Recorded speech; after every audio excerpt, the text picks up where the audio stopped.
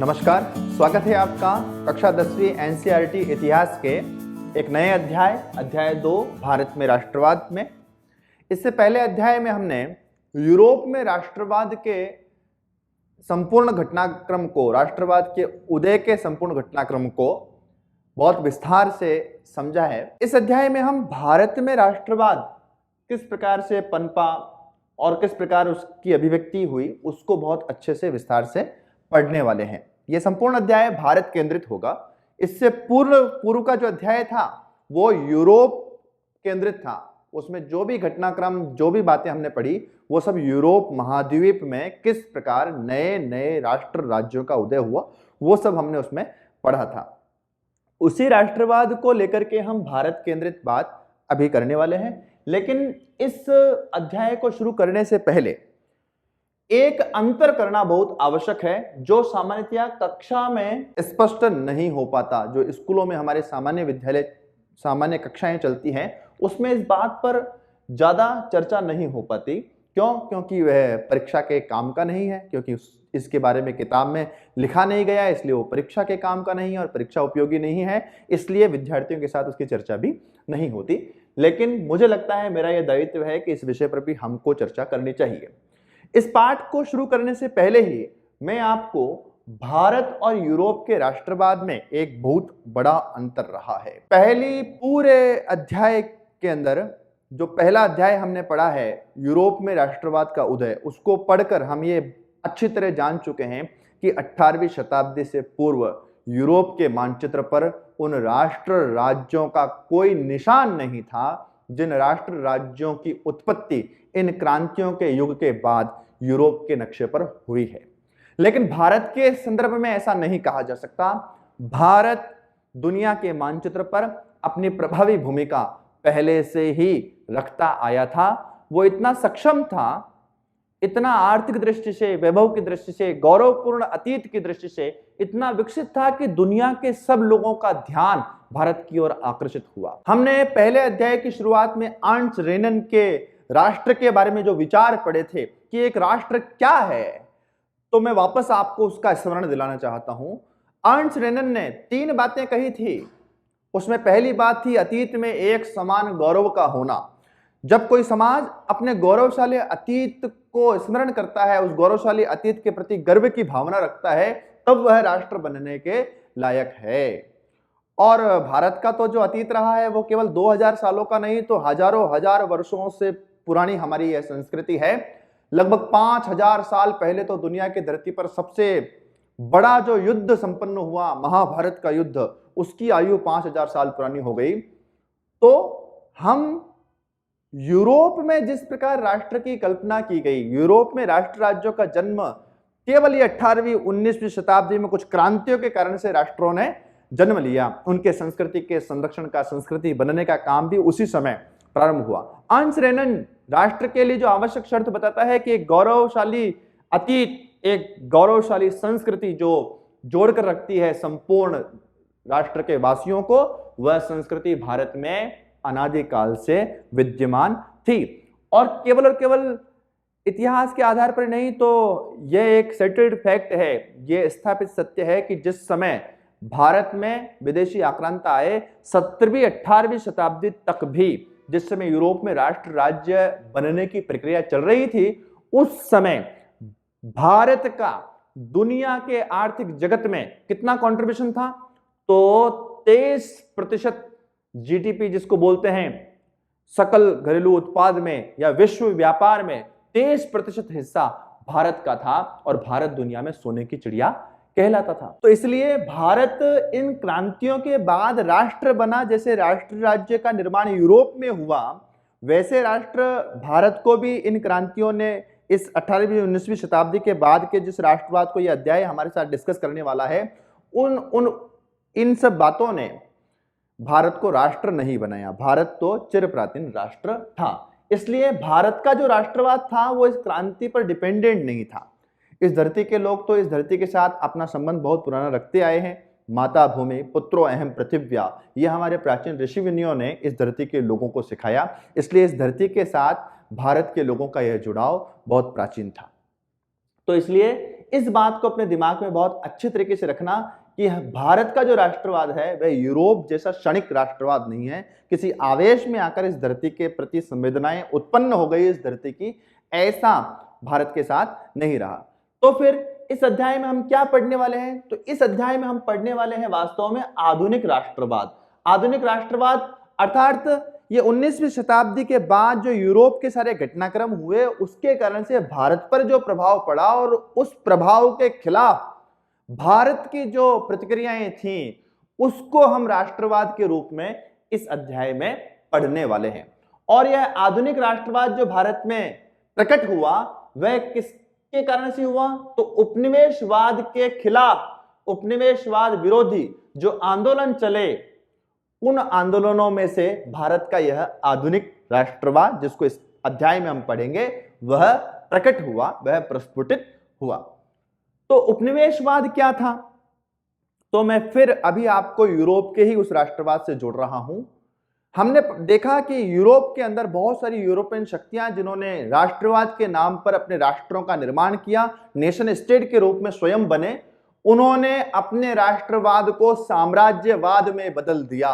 चाहे वह फ्रांस हो, स्वयं राष्ट्र के रूप में संगठित हुआ, स्वतंत्र हुआ और उसके बाद स्वयं फ्रांस उसी राष्ट्रवाद की भावनाओं को साम्राज्यवाद की ओर ले गया, दूसरे क्षेत्रों पर कब्जा करने के लिए उसकी सेनाएं निकल गई। चाहे वह जर्मनी हो, चाहे वह ब्रिटेन हो, ब्रिटेन के बारे में भी हमने पढ़ा किस प्रकार वो आंग्ल जो एक निर्जातीय समूह था, इंग्लैंड जो एक द्वीप था, उसने आसपास के दूसरे निर्जातीय समूह पर, स्कॉटिश लोगों पर, आयरिश लोगों पर, वेल्श लोगों के ऊपर कब्जा किया, उनकी संस्कृति को नष्ट किया और अपने राष्ट्र की सीमाओं का विस्तार करके United kingdom of great Britain का निर्माण किया। तो जब ये यूरोपियन शक्तियां स्वयं को राष्ट्र के रूप में संगठित की तब तक तो ठीक था, लेकिन इन्होंने फिर अपनी सीमाओं का अतिक्रमण करना प्रारंभ किया और यह अतिक्रमण जब वो किसी दूसरे देश को निगलकर अपने कब्जे में कर लेते थे, ये जो श्रृंखला चली, ये जो दौर चला, इसके लिए शब्द इस्तेमाल हुआ उपनिवेशवाद, कॉलोनियलिज्म अंग्रेजी में इसके लिए शब्द इस्तेमाल हुआ है।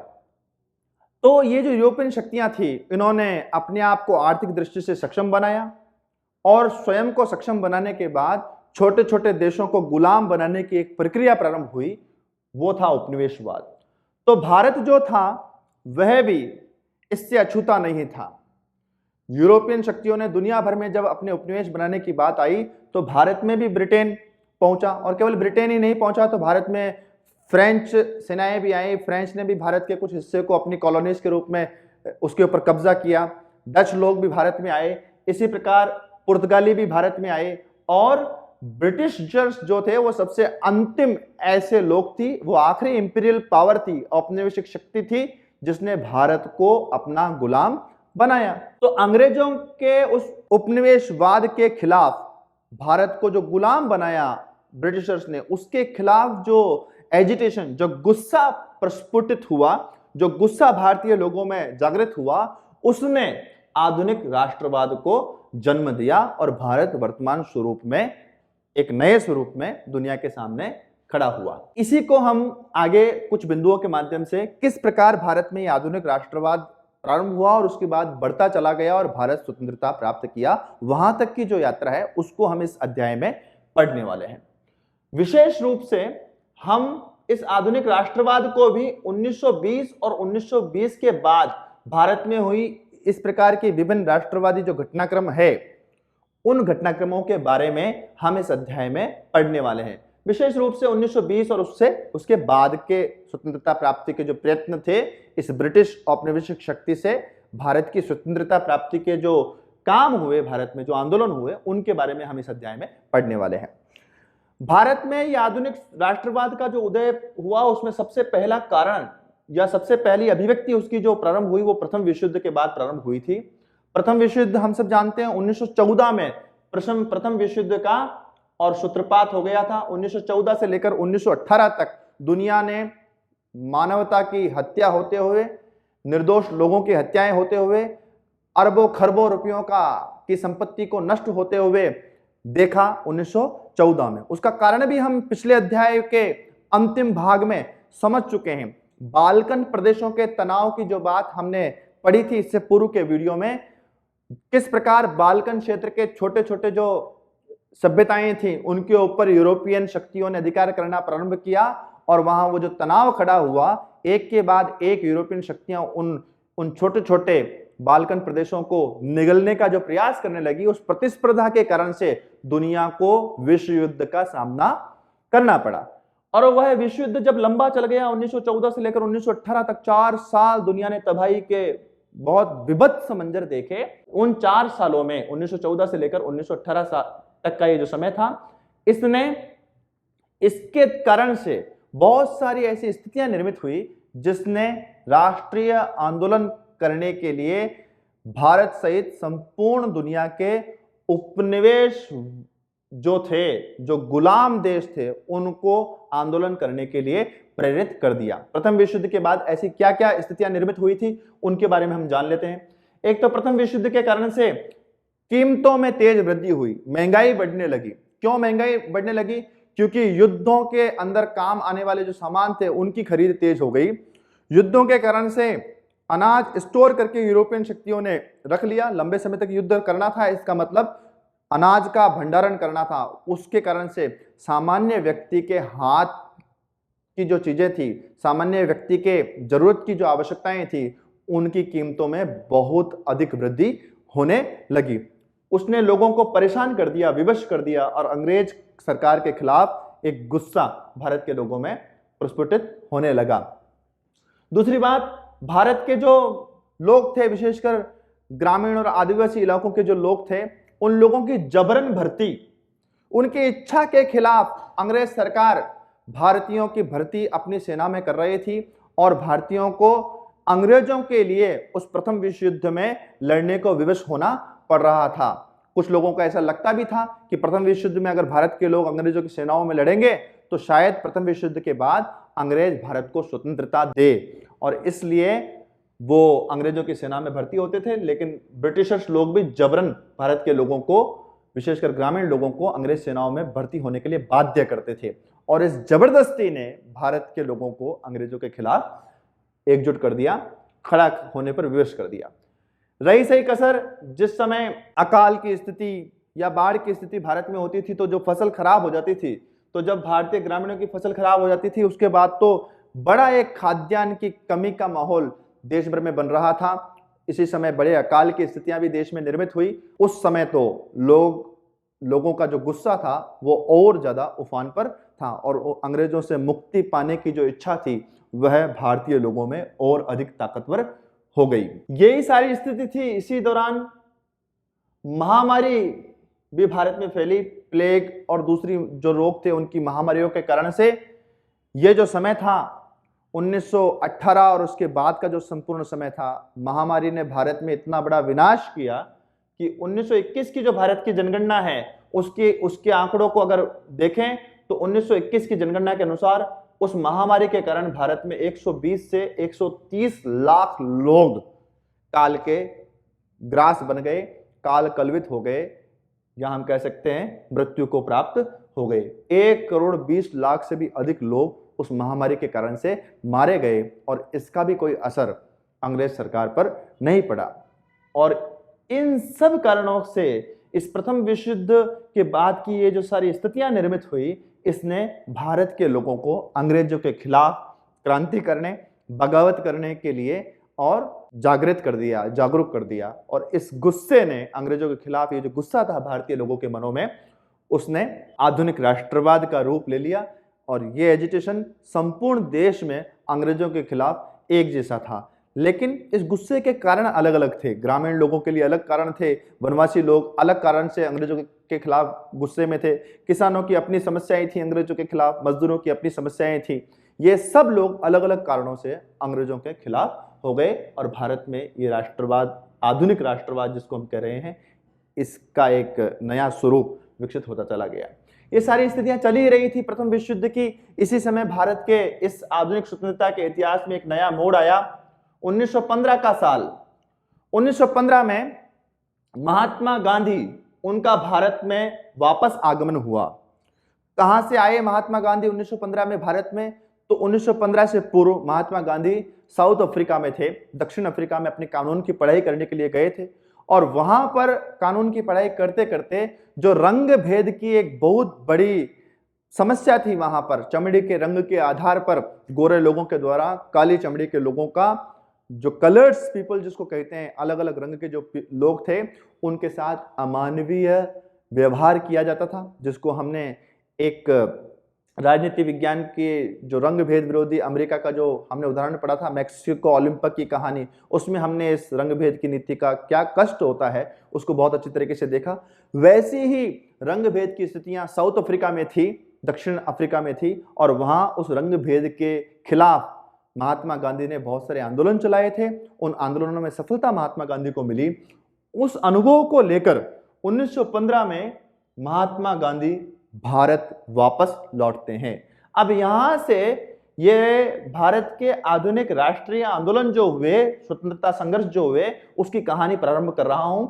इसलिए इन सनों को विशेष रूप से अपने दिमाग में आप अंकित रखें, पेन पेपर लेकर संक्षेप में मेरी कहानियों को एक के बाद एक सुनते जाएंगे तो ये पूरा चैप्टर आपके दिमाग में बिल्कुल एक सीक्वेंस के तरीके से और रिकॉर्ड हो जाएगा। 1915 में महात्मा गांधी का भारत लौटना। महात्मा गांधी ने भारत आकर, आजादी के प्रयत्न तो उससे पहले भी चल रहे थे, लेकिन जो सबसे बड़ा कंट्रीब्यूशन महात्मा गांधी का भारत के स्वतंत्रता संग्राम में रहा है वो ये था कि जिस समय महात्मा गांधी भारत में लौटे थे उस समय क्या स्थिति थी भारत के स्वतंत्रता आंदोलन की, तो साफ साफ ये दिखता था कि भारत की आजादी के लिए प्रयास करने वाला जो सबसे बड़ा मंच था भारत में, जिसका नाम था भारतीय राष्ट्रीय कांग्रेस, वो भी उस समय तक 1915 के समय तक टूट चुकी थी। दो धड़े बन चुके थे कांग्रेस के भी। महात्मा गांधी के आगमन के बाद महात्मा गांधी ने एक बहुत बड़ा कंट्रीब्यूशन इस देश के लिए उस समय किया कि उन्होंने इस टूटी हुई कांग्रेस को वापस संयुक्त करने का विशेष काम किया और इस पूरी कांग्रेस को संगठित करके इसके आगे के आंदोलनों को महात्मा गांधी ने भारत में संचालित किया। तो 1915 में महात्मा गांधी भारत लौटे और भारत लौटने के बाद भारत अपने साथ वो जो विचार को लेकर के आए उसको कहा गया सत्याग्रह का विचार। महात्मा गांधी अकेले नहीं लौटे दक्षिण अफ्रीका से, महात्मा गांधी अपने साथ सत्याग्रह का एक बड़ा विचार लेकर के आए। वो विचार नहीं था महात्मा गांधी के अनुसार, तो वो एक हथियार था जिस हथियार का बहुत अच्छी तरीके से उपयोग करके अंग्रेज सत्ता की नींवें हिलाई जा सकती थी। और उस सत्याग्रह का विचार क्या था महात्मा गांधी का, तो कुछ बातों के माध्यम से, प्रश्नों के माध्यम से हम ज्यादा अच्छी तरीके से इसको समझ पाएंगे। इसलिए सत्याग्रह के बारे में कई प्रकार के प्रश्न बन सकते हैं, जैसे सत्याग्रह महात्मा गांधी के अनुसार सत्याग्रह शुद्ध आत्मबल है, स्पष्ट कीजिए। महात्मा गांधी सत्याग्रह को सक्रिय प्रतिरोध कहते थे, कैसे? तो सत्याग्रह के बारे में उसकी इस पूरी थ्योरी को, महात्मा गांधी की पूरी थ्योरी को हम अच्छे से समझने की कोशिश करते हैं। जैसा कि सत्याग्रह का विचार क्या था, तो सत्याग्रह दो शब्दों से मिलकर बना है। सत्याग्रह शब्द, एक शब्द है इसमें सत्य और दूसरा शब्द है आग्रह। सत्य और आग्रह, इन दो शब्दों से मिलकर शब्द बना है सत्याग्रह। तो सत्याग्रह का अर्थ था सत्य के लिए आग्रह, सत्य के लिए आग्रह। जो सच है उस सच के पक्ष में इतनी ताकत से लोग खड़े हो जाएं कि उस सत्य के सामने जो निरंकुश सत्ता है उस सत्ता को घुटने टेकने पड़े। उस सत्य के साथ लोग संगठित होकर इतनी ताकत के साथ उसके आग्रही हो जाएं, उस सत्य के पक्ष में खड़े हो जाएं कि सामने वाला जो निरंकुश तत्व है, जो धर्म के विरुद्ध जो विचार है, जो अनीति पर चलने वाला पक्ष है, वह उस सत्य के सामने घुटने टेकने को विवश हो जाए। इतनी ताकत से सत्य का आग्रह करना, यह सत्याग्रह का अर्थ था। महात्मा गांधी का मानना था कि संघर्ष अगर अन्याय के खिलाफ है, यदि आपका संघर्ष अन्याय के खिलाफ है, आप इस बात पर श्योर हो कि मैं जिस बात के पक्ष में खड़ा हूं वह अन्याय के खिलाफ है, मेरा पक्ष न्याय का पक्ष है और सामने वाला जिसकी मैं अवहेलना कर रहा हूं, जिसके खिलाफ मैं खड़ा हुआ हूं, वो अन्याय का पक्ष है, तो फिर ऐसी स्थिति में उत्पीड़क के खिलाफ, उत्पीड़क कौन? जो अन्याय कर रहा है, उसके खिलाफ शारीरिक बल की आवश्यकता नहीं होती। यदि आपका संघर्ष अन्याय के खिलाफ है, इनजस्टिस के खिलाफ अगर आप लड़ रहे हैं, तो फिर इनजस्टिस करने वाले के खिलाफ आपको किसी शारीरिक बल की आवश्यकता नहीं होती। आपका सत्य के प्रति आग्रह अगर प्रबल है तो आपके भीतर का जो आत्मबल है वह शुद्ध आत्मबल वह आपको ताकत देता है और आप उस शुद्ध आत्मबल के भरोसे अपने संघर्ष को जीत सकते हैं। लेकिन उन्होंने कहा कि इस प्रकार के सत्याग्रह में प्रतिशोध की भावना नहीं होनी चाहिए और आक्रामकता नहीं होनी चाहिए। प्रतिशोध अर्थात मैं सामने वाले का अहित करने के लिए अपना सत्याग्रह नहीं कर रहा हूं, मैं अपने साथ हुए अन्याय का प्रतिकार करने के लिए, उस अन्याय को नष्ट करने के लिए सत्या का आग्रही बना हूं। इसलिए महात्मा गांधी कहते थे कि इस प्रकार के सत्याग्रह में प्रतिशोध और आक्रामकता, उग्र हो जाना, आगजनी कर देना, आग लगा देना, सरकारी कार्यालयों को तोड़ फोड़ देना, इस प्रकार की आक्रामकता की कोई आवश्यकता सत्याग्रह के अंदर नहीं है। और वो कहते थे अहिंसा के सहारे संघर्ष सफल हो सकता है। अगर आपका संघर्ष अन्याय के खिलाफ है तो आपको अन्याय करने वाले के खिलाफ शारीरिक बल की आवश्यकता नहीं है। दूसरी बात वो कहते थे कि सत्याग्रह में प्रतिशोध और आक्रामकता के बिना भी अहिंसा के सहारे संघर्ष को और सफल किया जा सकता है, और इसलिए वो सत्याग्रह को शुद्ध आत्मबल कहते थे। महात्मा गांधी सत्याग्रह को शुद्ध आत्मबल इसलिए कहते थे क्योंकि सत्याग्रह करने के लिए स्वयं के भीतर का जो सामर्थ्य है वह शुद्ध होना चाहिए। आप इस बात पर बिल्कुल क्लियर होने चाहिए, बिल्कुल साफ होने चाहिए कि मैं जिस काम के लिए संघर्ष कर रहा हूं, जिस काम के लिए सत्याग्रह कर रहा हूं, वह न्याय अनुरूप है, वह अन्याय के खिलाफ है। अगर इस प्रकार का भीतर बिल्कुल क्लियरिटी है तभी वह व्यक्ति सत्याग्रह कर सकता है। तो सत्याग्रह जो है वो क्या है? शुद्ध आत्मबल है। भीतर की जो ये ताकत है वह तभी आती है जब आपको ये पता हो कि आपका संघर्ष इनजस्टिस के खिलाफ है, आप स्वयं न्याय के साथ हैं। इस बात की जब क्लियरिटी होती है, यह शुद्ध आत्मबल जब होता है, तभी सत्याग्रह संभव है। और उन्होंने कहा सत्याग्रह को महात्मा गांधी ने सक्रिय प्रतिरोध बताया। सक्रिय प्रतिरोध इसलिए कहा क्योंकि कई बार ऐसा लगता है जब हम अहिंसा की बात करते हैं तो बिल्कुल अपने आप को निढाल हो जाना, सब कुछ भगवान भरोसे छोड़ देना, ऐसा सत्याग्रह नहीं होता। सत्याग्रह क्या है? महात्मा गांधी ने कहा सक्रिय प्रतिरोध। अपने आप को निष्क्रिय करना सत्याग्रह नहीं है। वाह मैं तो अब कुछ करूंगा ही नहीं, हाथ बांध करके बैठ गए, तेरे को करना है जो कर ले, ऐसी स्थिति सत्याग्रह की नहीं है। सत्याग्रह में सक्रिय रहना पड़ता है, स्थितियों के खिलाफ अपने आप अपनी सक्रियता रखनी पड़ती है। सक्रिय प्रतिरोध और सक्रिय रहकर सामने वाले के गलत विचारों को लगातार बाइकआउट करना होता है, लगातार उसका प्रतिरोध करना होता है। इसलिए सत्याग्रह को महात्मा गांधी ने सक्रिय प्रतिरोध कहा। सत्याग्रह का अर्थ निष्क्रिय होना नहीं है, अनएक्टिव होना नहीं है, बल्कि एक्टिव होकर गलत चीजों के प्रति संघर्ष करने से है। इसलिए महात्मा गांधी ने सत्याग्रह को सक्रिय प्रतिरोध कहा। और ये सत्याग्रह का विचार जो था, ये सत्याग्रह का विचार 1915 में महात्मा गांधी के साथ भारत वापस लौटे थे। हालांकि महात्मा गांधी साफ साफ कई जगह पर कहे हैं कि यह सत्याग्रह का विचार उन्होंने कोई नया जनरेट नहीं किया है। भारत की संस्कृति में इस प्रकार का विचार पला बड़ा है। भारत में जिस लोकतांत्रिक मूल्यों की व्यवस्था प्राचीन भारतीय संस्कृति से होती आई है, उसी में से ये अहिंसा और ये सत्याग्रह के विचार महात्मा गांधी ने लिए।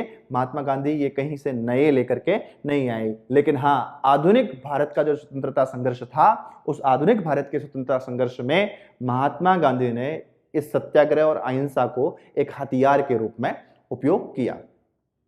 इस सत्याग्रह के भारत में आने के बाद महात्मा गांधी ने शुरुआती वर्षों में कुछ प्रयोग किए। जैसे 1915 में महात्मा गांधी लौटे थे और 1917 में महात्मा गांधी ने इस सत्याग्रह का पहला प्रयोग किया बिहार के चंपारण नाम के स्थान पर। बिहार के चंपारण में जो बागान मालिक थे, बगीचों के जो मालिक थे, वो किसानों पर अत्याचार किया करते थे। किसानों को उनकी आमदनी पूरी नहीं दिया करते थे, कई प्रकार के टैक्स उनके ऊपर इंपोज थे। तो किसानों को उन्होंने ये प्रेरणा दी कि बागान मालिकों के खिलाफ वो सत्याग्रह करे, और यह सत्याग्रह एक तरीके से सफल हुआ। तो सबसे पहला सत्याग्रह भारत आने के बाद महात्मा गांधी ने 1917 में बिहार के चंपारण में किया, जिसको चंपारण सत्याग्रह के नाम से जाना गया। तो चंपारण सत्याग्रह बिहार में हुआ। क्यों हुआ था? किसानों के ऊपर लादे गए टैक्स से उनको रिलीफ करने के लिए, उनको स्वतंत्रता देने के लिए। तो चंपारण सत्याग्रह किसने किया? किसानों ने किया, बागान मालिकों के खिलाफ किया। ये छोटे छोटे प्रश्नों के रूप में इसको हमको याद रखना है। चंपारण के बाद 1917 में ही दूसरा सत्याग्रह का प्रयोग महात्मा गांधी ने गुजरात के खेड़ा नाम के स्थान पर किया। यह जो खेड़ा सत्याग्रह था वह किनके द्वारा किया गया था? यह भी किसानों के द्वारा ही किया गया था, क्योंकि किसानों की फसलें जो है वो उस साल खराब हो गई थी और प्लेग की महामारी भी, जो हमने पढ़ा यहाँ पर, ये प्लेग की महामारी भी फैल गई थी। फसलें खराब होने और प्लेग की महामारी के फैलने के कारण से किसान लगान दे पाने में सक्षम नहीं थे, टैक्स दे पाने में सक्षम नहीं थे, लेकिन इसके बावजूद भी अंग्रेज सरकार उनके ऊपर जबरदस्ती करती थी और इसलिए खेड़ा पहुंचे महात्मा गांधी और महात्मा गांधी ने वहां के किसानों को लेकर एक सत्याग्रह प्रारंभ किया जिसे खेड़ा सत्याग्रह कहा गया। किसानों को लगान में ढील के उद्देश्य से इस मांग को लेकर यह सत्याग्रह हुआ था। और उसके बाद 1918 में महात्मा गांधी ने एक और प्रयोग किया सत्याग्रह का, वह भी गुजरात में ही था। अहमदाबाद के अंदर जो सूती कपड़ा निर्माण के जो कारखाने थे, उन मिलों में जो मजदूर काम करते थे, उन मजदूरों के शोषण के खिलाफ यह सत्याग्रह 1918 में अहमदाबाद में महात्मा गांधी ने किया। ये जो छोटे छोटे प्रयोग किए इस सत्याग्रह के महात्मा गांधी ने भारत में आने के बाद वो आंशिक रूप से सफल हुए, उसके परिणाम प्रभावित करने वाले थे और इसने महात्मा गांधी का जो है आत्मविश्वास वह बढ़ा दिया और वह भारत में अंग्रेजों के खिलाफ एक बड़ा आंदोलन खड़ा करने का मन बनाने लगे। लेकिन इसी समय, जिस समय महात्मा गांधी ये छोटे छोटे प्रयोग अपने सत्याग्रह के कर रहे थे, उसी समय भारत में एक नया कानून आया। उस कानून का नाम था रोलेक्ट एक्ट। कब आया? 1919 में। मैं फिर एक बार आपको स्मरण करा रहा हूं, महात्मा गांधी के भारत में 1915 में जो आगमन के बाद ये सारा साल दर साल जो विषय चला है, इसको इसी तरीके से आप अपने दिमाग में नोट करते रहिए ताकि आपको इस पाठ में अलग से कुछ याद करने की जरूरत नहीं होगी। 1915 में महात्मा गांधी आए, उसके बाद ये जो सत्याग्रह का उनका अपना विचार था, इस विचार का उन्होंने प्रयोग किए। 1917 में चंपारण और खेड़ा में उन्होंने आंदोलन किए, सत्याग्रह किए और 1918 में अहमदाबाद में उनका सत्याग्रह हुआ। इसी समय 1919 में, इसके बाद ही 1919 में एक नया कानून अंग्रेज सरकार ले आई भारत में जिसका नाम था रोलेक्ट एक्ट। इस कानून को ब्रिटिश सरकार की इंपीरियल लेजिस्लेटिव काउंसिल के द्वारा, इंपीरियल लेजिस्लेटिव काउंसिल, इस इंपीरियल लेजिस्लेटिव काउंसिल के द्वारा यह कानून 1919 में पास कर दिया गया था। सबसे पहली बात है कि रोलेक्ट एक्ट कानून क्या था, इस कानून में आखिर ऐसा क्या था। तो इस रोलेक्ट एक्ट कानून ने भारत के अंदर जो ब्रिटिश सरकार थी, उस ब्रिटिश सरकार को यह अधिकार दे दिया कि वह बिना मुकदमा चलाए जो राजनीतिक आंदोलन करने वाले लोग हैं, उन सत्याग्रहियों को, राजनीतिक आंदोलन करने वाले भारतीय लोगों को बिना मुकदमा चलाए गिरफ्तार कर सकते हैं और 2 साल की कैद उनको हो सकती है। उनको कोई वकील का अधिकार नहीं था, कोई अपील का अधिकार नहीं था। नो वकील नो अपील, इस प्रकार की स्थिति इस रोलेक्ट एक्ट के कारण से भारत में बन गई। राजनीतिक बंदियों को बिना मुकदमा चलाए 2 साल तक जेलों में ठूंसा जा सकता था और इसलिए महात्मा गांधी ने इस रोलेक्ट एक्ट को काला कानून कहा। महात्मा गांधी ने रोलेक्ट एक्ट को क्या कहा? काला कानून कहा। यह भी प्रश्न के रूप में आपके सामने आ सकता है कि महात्मा गांधी ने रोलेक्ट एक्ट को काला कानून क्यों कहा? क्योंकि ये एक ऐसा कानून था अंग्रेजों द्वारा भारत में लाया गया जिसके द्वारा वो राजनीतिक बंदियों को बिना मुकदमा चलाए, बिना कारण बताए उठाकर जेल में डाल सकते थे और 2 साल तक उनको गिरफ्तार रख सकते थे, जेल में रख सकते थे। इसलिए महात्मा गांधी ने इस रोलेक्ट एक्ट नाम के कानून को काला कानून कहा। कब आया ये रोलेक्ट एक्ट? 1919 में आया। और जब ये रोलेक्ट एक्ट भारत में आया तो महात्मा गांधी चाहते थे कि इस रोलेक्ट एक्ट का विरोध किया जाए भारत में और इसलिए उन्होंने कहा कि एक नागरिक अवज्ञा, इस कानून के विरोध के लिए, अवज्ञा मतलब नहीं मानना, तो इस कानून को भारत के लोगों को नहीं मानना चाहिए और इसका विरोध करने के लिए शांतिपूर्ण आंदोलन देश भर में चलाया जाना चाहिए। और इस प्रकार के आंदोलन को 6 अप्रैल से महात्मा गांधी भारत में शुरू करना चाहते थे और यह हुआ। जगह जगह रोलेक्ट एक्ट के खिलाफ सभाएं होने लगी, भाषण होने लगे, धरने प्रदर्शन किया जाने लगा। ये सारी स्थितियां देश में बनने लगी थी और इसी प्रकार की एक सभा वह जलियांवाला बाग अमृतसर में हो रही थी, जहां पर एक बहुत ही निंदनीय घटना घट गई जो भारत के इतिहास की बहुत ऐतिहासिक घटना बन गई। नाम था उस घटना का जलियांवाला बाग हत्याकांड। रोलेक्ट एक्ट के खिलाफ देश भर में माहौल बना हुआ था। पंजाब में भी इस प्रकार का रोलेक्ट एक्ट के खिलाफ वातावरण था। जगह जगह पर रोलेक्ट एक्ट का विद्रोह हो रहा था। ऐसी ही एक सभा, जो वैशाखी का पर्व पंजाब में मनाया जाता है, वैशाखी के पर्व की एक सभा चल रही थी। लोग आए हुए थे अमृतसर के उस जलियांवाला बाग में, हजारों की तादाद में लोग आए थे। रोलेक्ट एक्ट के खिलाफ कुछ नेता भाषण दे रहे थे।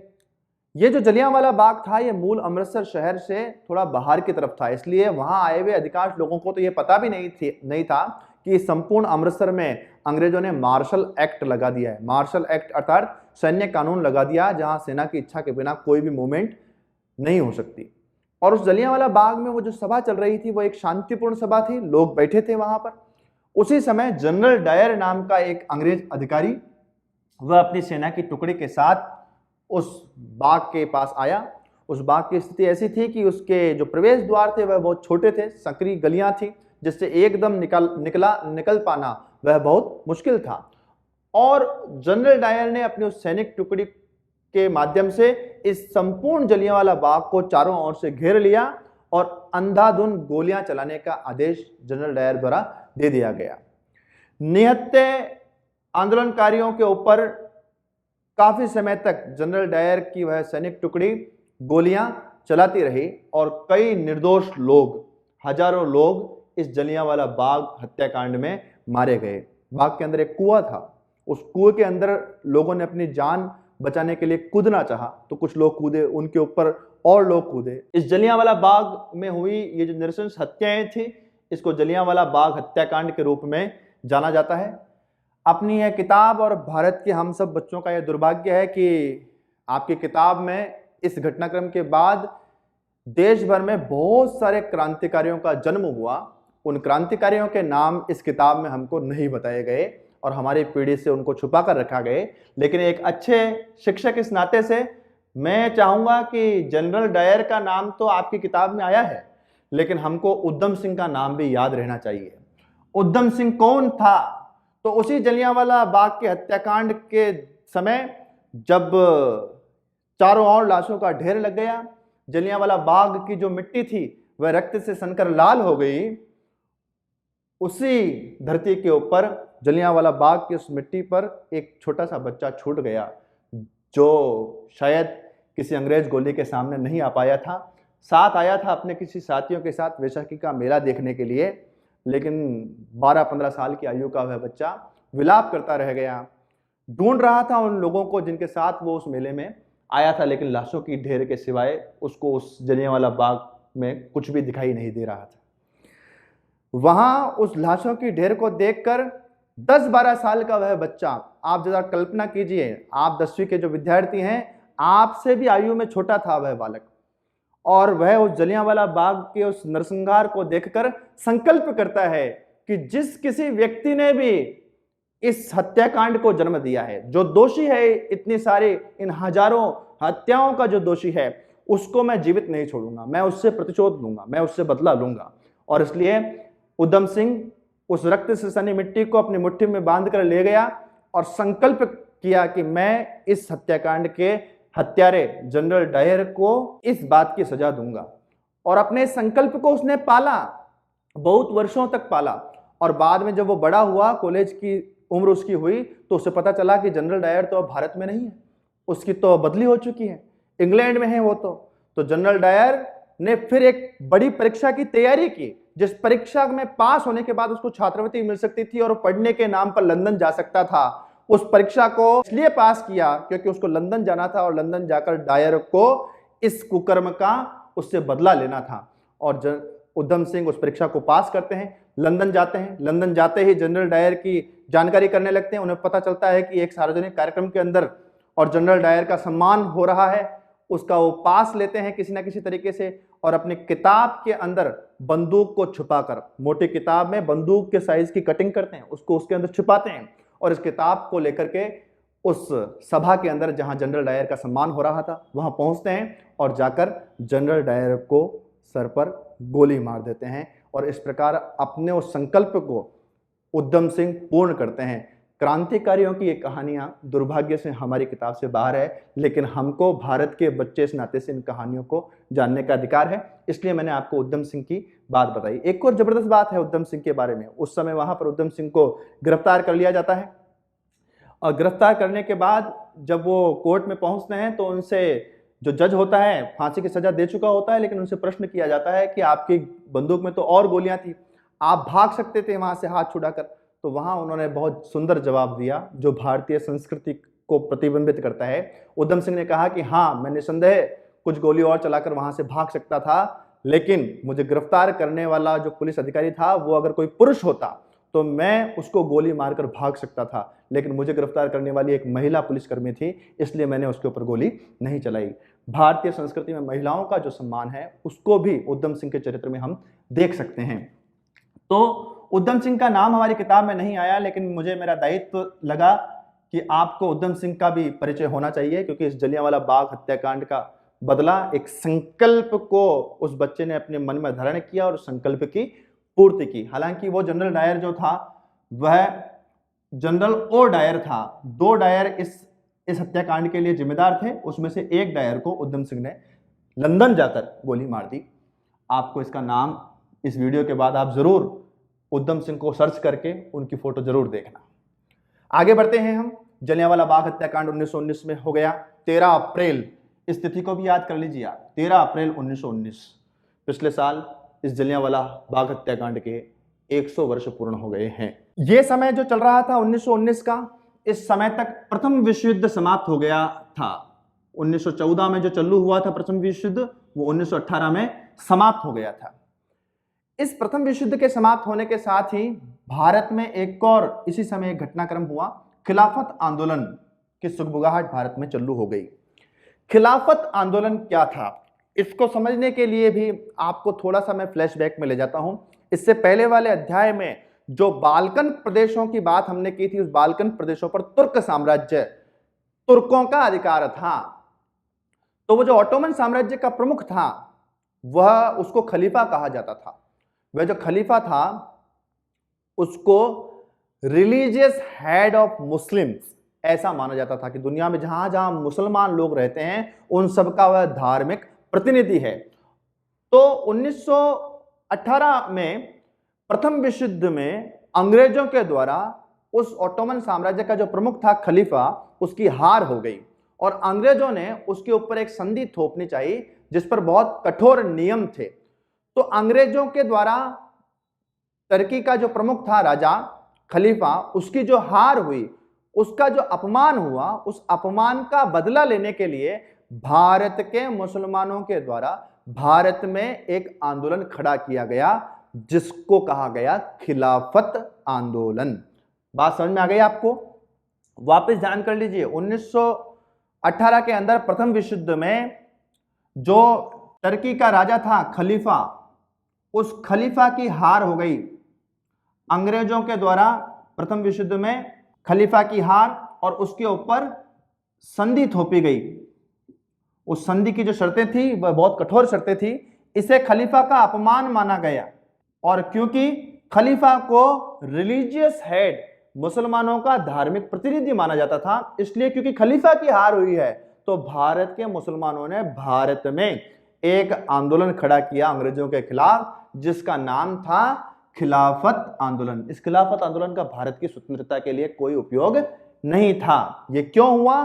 खलीफा के अपमान का भारत में बदला लेने के लिए। और इसीलिए इस खिलाफत आंदोलन को चलाने के लिए एक समिति बनी 1909 में, खिलाफत समिति उसको कहा गया। खिलाफत समिति 1909 नहीं, 1919 में, इसको करेक्ट कर लेते हैं अपन। खिलाफत समिति 1919 में बनी। इस खिलाफत समिति के जो प्रमुख नेता थे उसमें 2 लोग थे, एक था शौकत अली और दूसरा लियाकत अली। इनको अली ब्रदर्स के नाम से जाना जाता था, शौकत अली और लियाकत अली। ये इस खिलाफत समिति के प्रमुख नेता थे और इसके जैसे ही बहुत सारे युवा मुस्लिम इस खिलाफत समिति के मेंबर हो गए। भारत में इस समय महात्मा गांधी क्योंकि इन संपूर्ण आंदोलनों को एक के बाद एक बढ़ा रहे थे, उनकी इच्छा थी देश भर में एक बड़ा कोई जन आंदोलन खड़ा किया जाए अंग्रेजों के खिलाफ, जिससे हम अंग्रेज सरकार को जल्दी से जल्दी भारत से भगा सकें। तो उनके मन में एक बात आ गई, उनको लगा कि अगर बड़ा आंदोलन खड़ा करना है तो हिंदू और मुस्लिमों को एक करना पड़ेगा। महात्मा गांधी के बारे में अगर हम देश में बात करते हैं तो दो प्रकार के लोग, एक महात्मा गांधी को नकारते हैं और एक महात्मा गांधी को स्वीकार करते हैं। ये एक सामान्य स्थिति है। लेकिन हम क्योंकि इतिहास के विद्यार्थी अगर हैं तो इतिहास पढ़ने वाले व्यक्ति के लिए सबसे बढ़िया दृष्टि जो होती है वस्तुनिष्ठ दृष्टि होती है। जिस संदर्भ में हम बात कर रहे हैं उसी संदर्भ में महापुरुषों की बात की जाए, तो इसलिए यहां महात्मा गांधी से एक छोटी सी चूक हो गई। महात्मा गांधी को न जाने क्यों ऐसा लगा कि भारत में हिंदू और मुसलमान दो अलग अलग लोग हैं, अलग अलग प्रयास कर रहे हैं भारत की आजादी के लिए, इसलिए उनको एक किया जाना चाहिए। जबकि वास्तविकता तो यह थी कि 1857 की जो क्रांति हुई वो देश भर में झांसी की रानी और तात्या टोपे इस प्रकार के सब लोगों ने मिलकर लड़ी। उसका नेतृत्व तो बहादुर शाह जफर कर रहे थे। तो हिंदू मुस्लिम तो इससे पहले एक हो ही गए थे। 1905 में जब बंगाल का विभाजन की बात आई तब भी देश भर में वंदे मातरम मूवमेंट खड़ा हुआ और हिंदू मुस्लिम सब लोगों ने मिलकर उसका प्रतिकार किया। 1911 में अंग्रेज सरकार को बंगाल का विभाजन रद्द करना पड़ा। लेकिन महात्मा गांधी के दिमाग में पता नहीं कहां से ये बात आ गई कि हिंदू और मुसलमान दो अलग चीजें हैं, इसलिए उनको एक करना चाहिए। और एक करना चाहिए इसलिए महात्मा गांधी ने सितंबर 1920 के अंदर जो कांग्रेस का कलकत्ता अधिवेशन हुआ, उस कलकत्ता अधिवेशन में यह घोषणा की कि इस खिलाफत आंदोलन का, जो भारत के मुसलमानों द्वारा चलाया गया एक आंदोलन है, किसके खिलाफ? अंग्रेजों के खिलाफ। लेकिन क्यों? खलीफा का अपमान का बदला लेने के लिए। उस मुस्लिम आंदोलन को भी गांधी जी और कांग्रेस का समर्थन होगा। खिलाफत आंदोलन के साथ अपने आंदोलन को जोड़कर कांग्रेस चलाएगी। तो सितंबर 1920 के अंदर कांग्रेस के कलकत्ता अधिवेशन में महात्मा गांधी द्वारा खिलाफत आंदोलन का सहयोग करने का ऐलान कर दिया गया। यहां पर एक और बात आप लोगों को मैं ध्यान दिलाना चाहता हूं। जब हम यूपीएससी की तैयारी करते हैं या किसी भी कॉम्पिटिटिव एग्जाम की तैयारी करते हैं, उसमें एक महत्वपूर्ण विषय है कांग्रेस के ये अधिवेशन। इसलिए इन कांग्रेस अधिवेशनों के बारे में भी आप बहुत अच्छी तरीके से अपने दिमाग में एक बिल्कुल रूट चार्ट बना लें। 1920 में हर साल कांग्रेस का एक बड़ा अधिवेशन होता था, आज तक होता आता है। तो हर साल में एक बार बड़ा कांग्रेस का अधिवेशन होता था, जिसमें देश भर के सभी भारतीय राष्ट्रीय कांग्रेस में काम करने वाले जो पदाधिकारी थे वो एक जगह पर आते थे और महत्वपूर्ण निर्णय करते थे। इसी प्रकार का 1920 का जो सितंबर का कांग्रेस का अधिवेशन था वह कहां हुआ? कलकत्ता में हुआ। इसलिए इसको कलकत्ता अधिवेशन कहा जाता है। इस कलकत्ता अधिवेशन क्यों प्रसिद्ध है? क्योंकि इस कलकत्ता अधिवेशन में महात्मा गांधी ने खिलाफत आंदोलन के सहयोग की घोषणा कर दी। खिलाफत आंदोलन चलाया जाना था और इसी के साथ महात्मा गांधी ने एक और आंदोलन जिसका मन वो बना चुके थे, जिसका नाम था असहयोग आंदोलन। असहयोग आंदोलन भारत के अंदर महात्मा गांधी द्वारा चलाए गए सबसे सफल आंदोलनों में से एक और सबसे पहला बड़ा जन आंदोलन था। सबसे बड़ा जन आंदोलन था असहयोग आंदोलन। इसके बारे में हम दो बातें पहले शुरुआत में जान लेते हैं। असहयोग का मतलब क्या था और असहयोग आंदोलन क्यों किया जाना चाहिए, इन दोनों के बारे में हम जान लेते हैं। तो असहयोग का जो अंग्रेजी शब्द है वह है नॉन कॉपरेशन। एक तो होता है कॉपरेशन, कॉपरेशन मतलब सहयोग, सामने वाले को सहयोग करना, और नॉन कॉपरेशन असहयोग अर्थात सामने वाले को सहयोग नहीं करना, सामने वाले की जो इच्छा है उसमें उसका सहयोगी नहीं बनना। ये जो बात है इसको असहयोग कहा गया। तो भारत में असहयोग आंदोलन क्यों आवश्यक है, असहयोग क्यों किया जाना चाहिए, इसके बारे में महात्मा गांधी ने खुद कहा। तो महात्मा गांधी की एक प्रमुख पुस्तक थी हिंद स्वराज, जो 1909 में लिखी गई थी महात्मा गांधी द्वारा। इस हिंद स्वराज पुस्तक में महात्मा गांधी ने असहयोग के बारे में साफ साफ लिखा। क्या लिखा उन्होंने? बहुत ध्यान से सुन लीजिए। असहयोग के बारे में हिंद स्वराज नाम की अपनी पुस्तक में महात्मा गांधी ने लिखा कि भारत में अगर ब्रिटिशर्स स्थापित हो पाए हैं तो उसका एक ही कारण है, भारतीय लोगों के द्वारा ब्रिटिशर्स अंग्रेजों को जो सहयोग किया गया उस सहयोग के कारण ही अंग्रेज भारत में अपना राज स्थापित कर पाए हैं। और अगर भारतीय अंग्रेजों को सहयोग करना बंद कर दे तो कुछ समय में ही भारत में अंग्रेजी साम्राज्य जो है वह ढह जाएगा, अंग्रेजी साम्राज्य समाप्त हो जाएगा। यह बात महात्मा गांधी ने अपनी किताब में लिखित रूप में लिखी। तो असहयोग क्यों, असहयोग महात्मा गांधी के अनुसार असहयोग आंदोलन ही क्यों करना था, तो उसका कारण उन्होंने स्वयं बताया कि अंग्रेज भारत में भारतीय लोगों के सहयोग के बिना स्थापित नहीं हो सकते थे। वो भारत में अपना राज स्थापित कर पाए, इसका कारण भारतीय लोगों के द्वारा अंग्रेजों को किया गया सहयोग है। और अगर ये सहयोग अंग्रेजों को देना बंद कर दे भारतीय, तो कुछ समय में ही भारत में स्वराज आ जाएगा, अर्थात भारत स्वतंत्र हो जाएगा। इसलिए भारत में असहयोग की आवश्यकता है, ऐसा महात्मा गांधी का मानना था।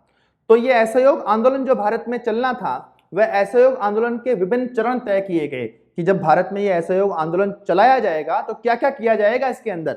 तो उसके चरणों में सबसे पहला तो था पदवियों को लौटाना, पदवियां लौटाना।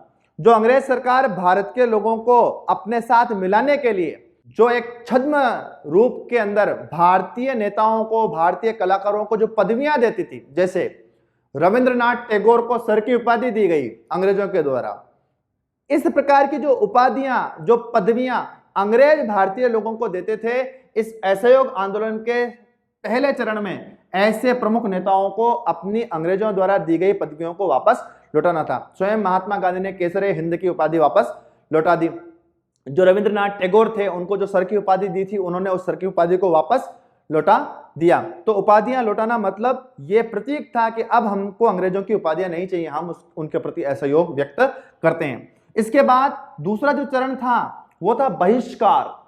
अंग्रेजों के किसी भी काम में उनका सहयोग नहीं करना। बहिष्कार का मतलब ही क्या होता है? बहिष्कार का मतलब त्यागना, छोड़ देना। तो इस असहयोग आंदोलन का जो दूसरा चरण था वो था बहिष्कार करना। जो विद्यार्थी थे सरकारी स्कूल कॉलेजों के, उनको सरकारी स्कूल कॉलेजों को छोड़ना था। सरकारी नौकरी करने वाले लोगों को सरकारी नौकरियों को छोड़ना था। स्कूल प्रोफेसर्स, जो प्रोफेसर्स और टीचर्स थे, उनको अपनी नौकरियां छोड़नी थी। वकीलों को वकालत करना सरकारी कार्यालयों में, न्यायालयों में छोड़ना था। तो ये अंग्रेजी माल का बहिष्कार, जो वस्तुएं अंग्रेज लोग निर्मित करते थे, उन अंग्रेजी सामानों का, विदेशी सामानों का भी बहिष्कार करना, उनको त्याग देना, ये इस असहयोग का दूसरा चरण था। और ये सब जब भारतीय लोग करेंगे तो यह स्वाभाविक ही था कि अंग्रेज सरकार प्रतिकार करेगी, दमन करेगी, सेना के माध्यम से उस आंदोलन को कुचलने की कोशिश करेगी। तब क्या करना? तो महात्मा गांधी के अनुसार उसका जो तीसरा चरण था वो था सविनय अवज्ञा। जब अंग्रेज सरकार दमन करेगी तब भी अहिंसात्मक रूप से भारत के लोगों को अपना काम करते रहना है, बहिष्कार करते रहना है। अंग्रेजों के किसी भी कार्य में उनका सहयोगी नहीं बनना है। ये असहयोग आंदोलन के विभिन्न चरण थे। सबसे पहले पदवियां लौटाना, फिर बहिष्कार करना, और फिर जब वो उग्र हो जाते हैं, अंग्रेज दमन करने की स्थिति में आते हैं, तो फिर शांतिपूर्ण तरीके से अपना काम करते रहना, उनकी अवज्ञा, उनको इग्नोर करते हुए अपने आंदोलन को चलाते रहना। ये असहयोग के विभिन्न चरण तय किए गए थे। और ये सारी चीजें जब तय हो गई महात्मा गांधी के दिमाग में, तो महात्मा गांधी 1920 की गर्मियों से, 1920 का जो गर्मियों का समय था, उस गर्मियों के समय में महात्मा गांधी और शौकत अली, शौकत अली कौन थे? शौकत अली इस खिलाफत आंदोलन के दो प्रमुख नेताओं में से एक थे, शौकत अली। तो शौकत अली और महात्मा गांधी 1920 का जो गर्मियों का मौसम था, अप्रैल मई जून का, इस समय में संपूर्ण देश के प्रवास पर निकले और संपूर्ण देश भर के अंदर उन्होंने आगे जो वो बड़ा आंदोलन खड़ा करने वाले थे, असहयोग आंदोलन और खिलाफत आंदोलन, उस आंदोलनों के लिए जनमानस को तैयार किया, जन समर्थन जुटाया। इसके लिए उन्होंने देश भर में यात्राएं की 1920 की गर्मियों में। और फिर इसी साल 1920 में ही दिसंबर के अंदर कांग्रेस का एक विशेष अधिवेशन हुआ, और उस अधिवेशन का नाम था नागपुर अधिवेशन, क्योंकि यह नागपुर में ही हुआ था। यह कांग्रेस का एक विशेष अधिवेशन था विशेष अधिवेशन क्यों था? वैसे तो जनरली कांग्रेस का साल में एक ही अधिवेशन होता था और 1920 में वो एक अधिवेशन सितंबर के अंदर कलकत्ता में हो चुका था। तो ये दोबारा इस अधिवेशन को बुलाया गया दिसंबर 1920 में, इसलिए इसे कांग्रेस का विशेष अधिवेशन कहते हैं। इस 1920 के अधिवेशन में जो नागपुर में हुआ था कांग्रेस का, इसके अंदर असहयोग आंदोलन पर स्वीकृति हो गई। एक प्रस्ताव पारित कर दिया गया जिसके तहत अगले साल, अर्थात ये तो दिसंबर था, दिसंबर 1920, यानी कि 1920 तो समाप्ति हो गया था इस सत्र के होते होते, तो इस अधिवेशन में, इस सम्मेलन में, कांग्रेस के सम्मेलन में इस बात का प्रस्ताव पारित किया गया कि अगले वर्ष अर्थात 1921 की जो जनवरी है, तभी से देश भर में 2 आंदोलन एक साथ चलाए जाएंगे। एक तो देश में जो खिलाफत आंदोलन चल रहा है, खलीफा के अपमान का बदला भारत में लेने के लिए मुसलमानों द्वारा जो आंदोलन चलाया जा रहा है, उसको कांग्रेस समर्थन करेगी। और दूसरा, देश में अंग्रेजों के खिलाफ ये जो असहयोग की बात थी, उस असहयोग आंदोलन को कांग्रेस चलाएगी संपूर्ण देश भर में। यह बात 1920 के दिसंबर नागपुर अधिवेशन में तय कर दी गई। आगे के वीडियो में हम इस अध्याय का जो दूसरा पार्ट है, किस प्रकार असहयोग आंदोलन देश भर में बढ़ा और अलग अलग लोगों के लिए असहयोग आंदोलन के मतलब, उसके मायने अलग अलग थे, इस बात को हम अगले भाग में पढ़ेंगे। तब तक के लिए नमस्कार।